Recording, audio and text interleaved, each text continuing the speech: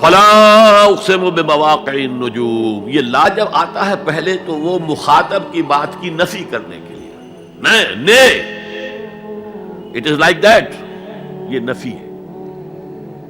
لا اقسم بیوم القیامہ، تمہارے خیالات غلط ہیں، میں قیامت کی قسم کھاتا ہوں۔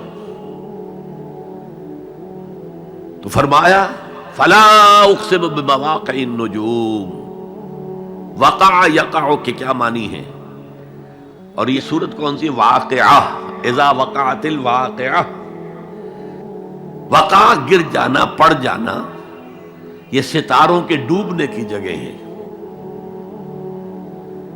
فلا اقسم بمواقع النجوم وانہ لقسم لو تعلمون عظیم، اور اگر تم جانو تو یہ بہت بڑی قسم ہے جو ہم نے کھائی ہے۔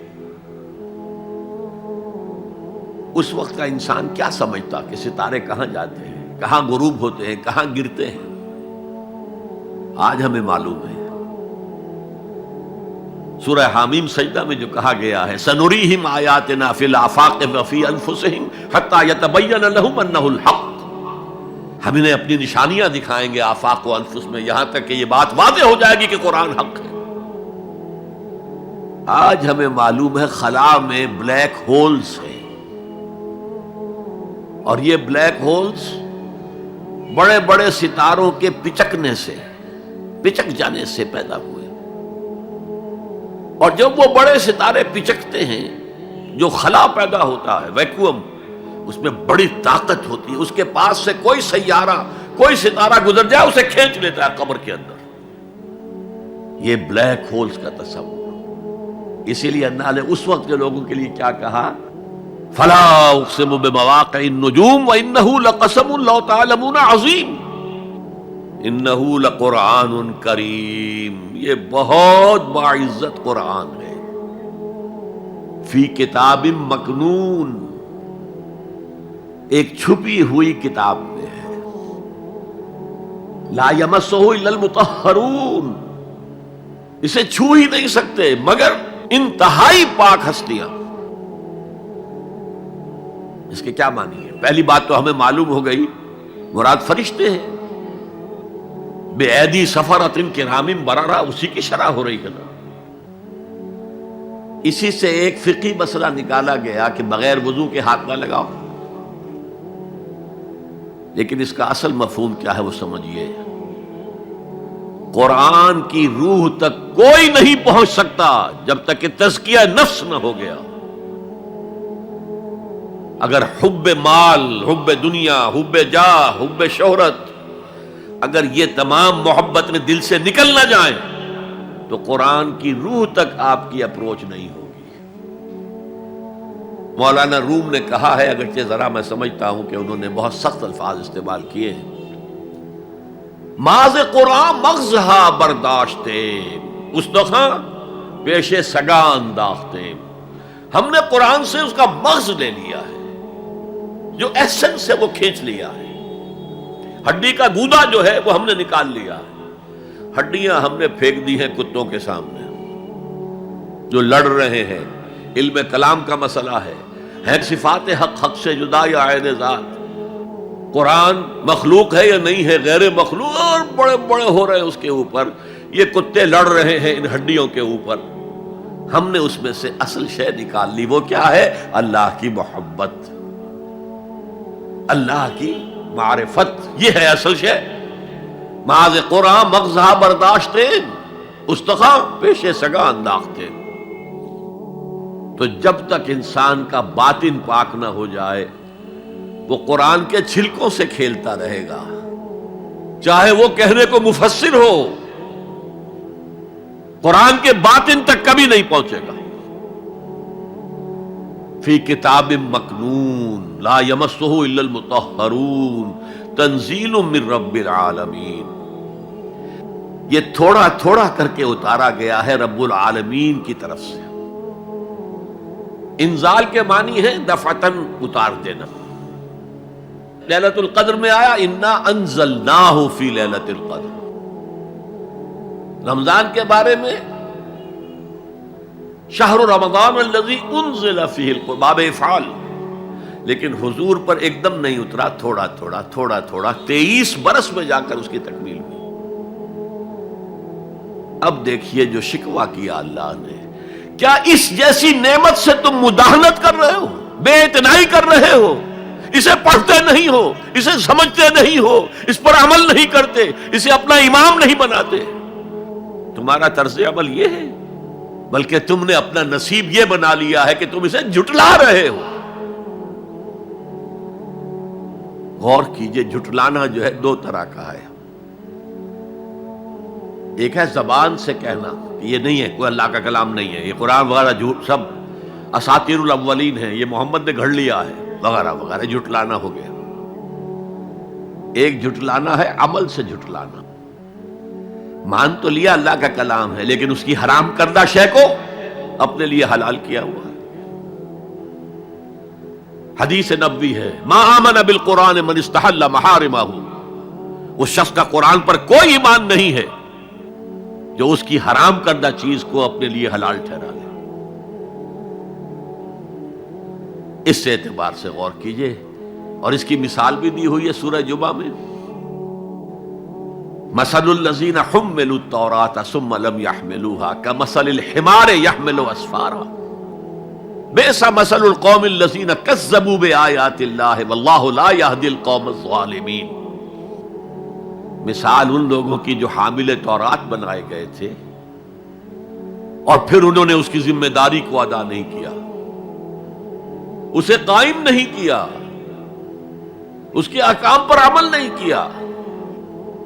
جیسے فرمایا ہے سورہ اعراف میں، قل یا اہل الکتاب، کہہ دیجئے اے نبی صلی اللہ علیہ وسلم، اے کتاب والو، لستم علی شیء حتی تقیموا التوراۃ والانجیل وما انزل الیکم من ربکم، تمہاری کوئی حیثیت ہماری نگاہ میں نہیں ہے، تمہارا منہ نہیں ہے کہ ہم سے دعا کرو جب تک کہ تم تورات اور انجیل کو اور جو کچھ نازل کیا گیا تمہاری طرف اسے قائم نہیں کرتے۔ آج اللہ ہماری دعائیں نہیں سنتا،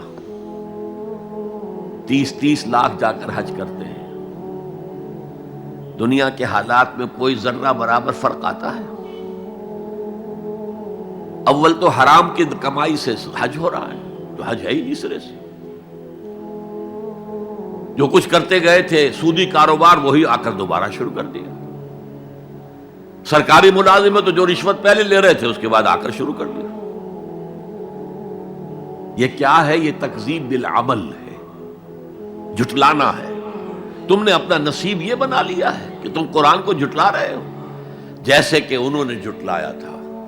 مثل الذین حملوا التوراۃ ثم لم يحملوها كمثل الحمار يحمل اسفارا، ان کی مثال ان گدھوں کی سی ہے جن پر کتابوں کا بوجھ لاد دیا گیا۔ مکالمات فلاطوں، گٹھڑی باندھ کر گدھے کے اوپر رکھ دیجئے تو کیا وہ واقعی منطقی اور فلسفی بن جائے گا؟ یہ مثال اللہ دے رہا ہے۔ اور یہ مثال کیوں دی گئی ہے؟ اس آئینے میں ہمیں ہماری تصویر دکھائی گئی ہے۔ تم اگر قرآن کا حق ادا نہیں کر رہے تو تمہاری مثال وہی ہے جو یہود کی تھی۔ بئس مثل القوم الذین کذبوا بآیات اللہ، بری مثال ہے اس قوم کی جس نے اللہ کی آیات کو جھٹلایا۔ تو زبان سے تو یہودیوں نے کبھی نہیں جھٹلایا تورات کو،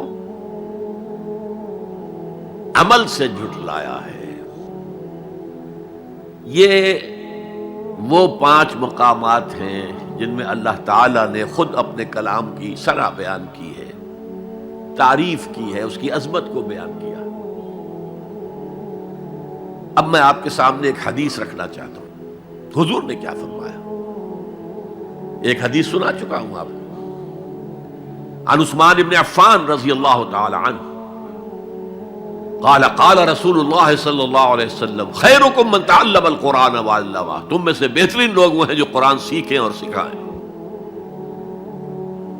یہ حدیث بڑی عجیب ہے، یہ ترمذی میں بھی ہے اور دارمی میں ہے، اور اس کے راوی حضرت علی ہیں رضی اللہ تعالی عنہ۔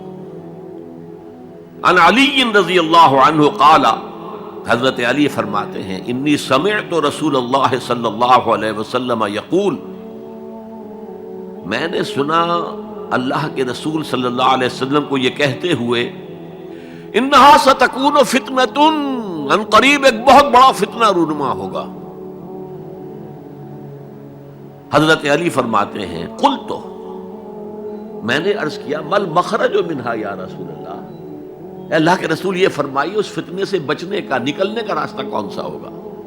جیسے آپ بڑے بڑے حالوں میں دیکھتے ہیں ایگزٹ، عرب ممالک میں لکھا ہوتا ہے مخرج، اگر کہیں آگ لگ جائے، کہیں دھواں بڑھ جائے تو نکلو، لال جو روشنیاں ہیں ان کے اندر جو نیچے دروازے ہیں ان کی طرف جاؤ، یہ مخرج ہے جان بچانے کی۔ یہاں ایک لحظہ توقف کر کے ہمارا اور صحابہ کا جو فرق ہے اس کو نوٹ کر لیجئے۔ اگر ہم ہوتے تو کیا پوچھتے؟ حضور یہ فتنہ کب آئے گا، کدھر سے آئے گا، کیوں آئے گا، کیا ہوگا؟ یہ سارے سوالات کرتے نا، جن کا عمل سے کوئی تعلق نہیں، معلومات ہے۔ حضرت علی نے کچھ نہیں پوچھا، بس آپ نے فرما دیا کہ بہت بڑا فتنہ ہوگا، تو بس ہمیں یہ بتائیے کہ اس سے نکلنے کا راستہ کیا ہے۔ اب سنیے حضور کی زبان سے قرآن مجید کی مدح۔ قال کتاب اللہ، فتنوں سے بچانے والی اللہ کی کتاب ہے۔ فیہ نبأ ما قبلکم، اس میں تم سے پہلے جو تھے ان کی بھی خبریں ہیں، قوم نوح اور قوم عاد اور قوم سمود اور قوم مدین اور آل فرعون اور صدوم اور عمورہ کی بستیوں کے حالات ہیں کہ نہیں؟ وَخَبَرُ مَا بَعْدَكُمْ، اس میں تمہارے بعد جو آنے والے حالات ہیں وہ بھی درج ہیں، ذرا کھدائی کر کے نکالنا پڑتا ہے ورنہ حالات موجود ہیں۔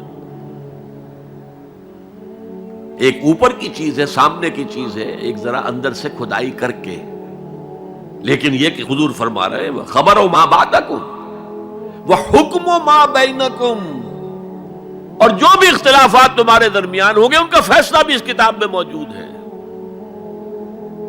کاش کہ ہم اپنے مذہبی اختلافات کو رفع کرنے کے لیے قرآن کی طرف رجوع کریں، جو حبل اللہ ہے، واعتصموا بحبل اللہ جميعا ولا تفرقوا۔ تو فرمایا کتاب اللہ فیہ نبأ ما قبلکم وخبر ما بعدکم وحکم ما بینکم، هو الفصل لیس بالحزل، وہ فیصلہ کن کلام ہے، ایسے ہی یابہ گوئی نہیں ہے، یہ قرآن کی آیات ہے۔ انہ لقول فصل وما هو بالحزل، سورہ طارق کے اندر آیا، طارق میں هو الفصل لیس بالحزل من ترکہ من جبار قسمہ اللہ، اگر کوئی جبار شخص اپنی سرکشی میں اس قرآن کو ترک کر دے گا اللہ اسے پیس کر رکھ دے گا۔ وَمَنِ ابْتَغَى الْهُدَى فِي غَيْرِهِ أَضَلَّهُ اللَّهُ، اور جو کوئی ہدایت حاصل کرنا چاہے گا قرآن کے سوا کسی اور چیز سے، اللہ اسے لازماً گمراہ کرے گا۔ کتاب ہدایت تو یہ ہے۔